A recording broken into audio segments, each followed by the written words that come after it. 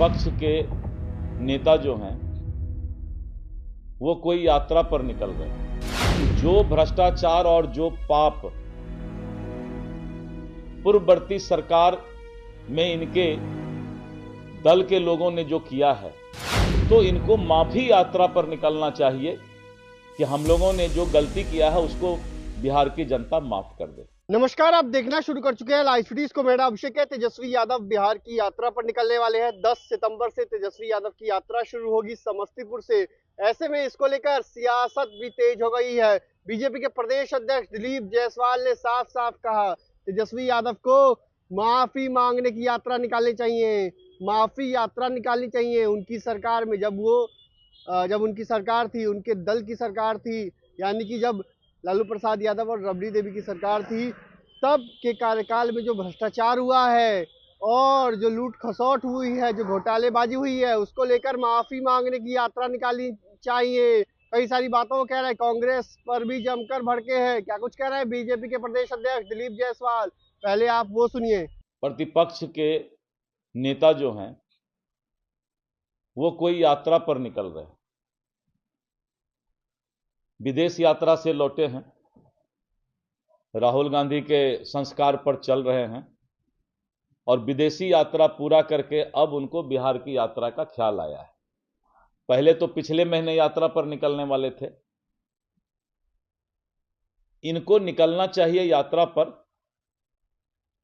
कि जो भ्रष्टाचार और जो पाप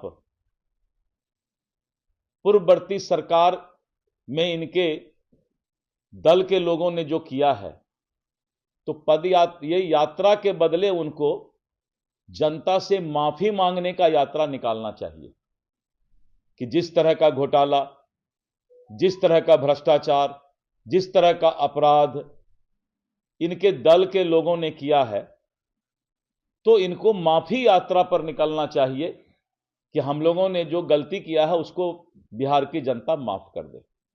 देखिए, जैसा कि आप लोगों के माध्यम से मालूम हुआ, 70 साल से इस देश में मुसलमानों को डरा कर रखने वाला यही कांग्रेस पार्टी है।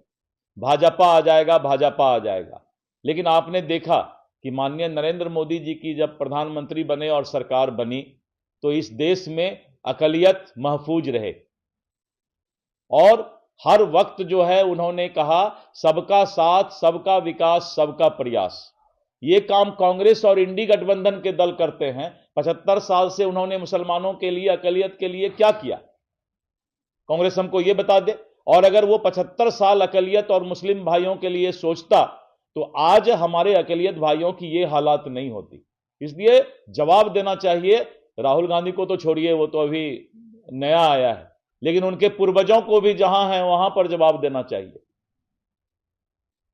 कि आखिर अकलियत की ये हालात इस देश में क्यों रखा उन लोगों ने ऐसा।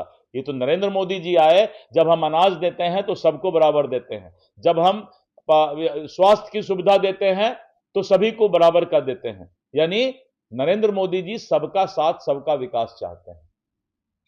थे कि दवा लाते लाते बहुत देर कर दी, तो ममता बनर्जी बहुत दिन बाद जागी हैं। इतना दिन बाद उनको अब लगा कि एंटी रेप कानून लाया जाए।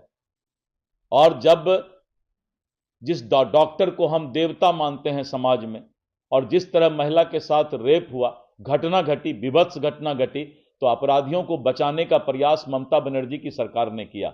जब माननीय उच्च न्यायालय और सीबीआई की टीम ने अपना काम शुरू किया, तो अब वो अपना चमड़े को सेव करना चाहती हैं। तो ममता बनर्जी का नैतिक पतन हो चुका है। ममता बनर्जी ने अपना विश्वास जनमत खो दिया है। लोकतांत्रिक व्यवस्था में अब ऐसी सरकार पर लोगों का विश्वास नहीं रह गया है। अपराधियों को बचाना जघन्य अपराध है। देखिए, भारतीय जनता पार्टी पूरे दुनिया में सबसे बड़ा राजनीतिक दल, जिसके सबसे ज्यादा सदस्य हैं, करीब 18 करोड़ सदस्य हैं।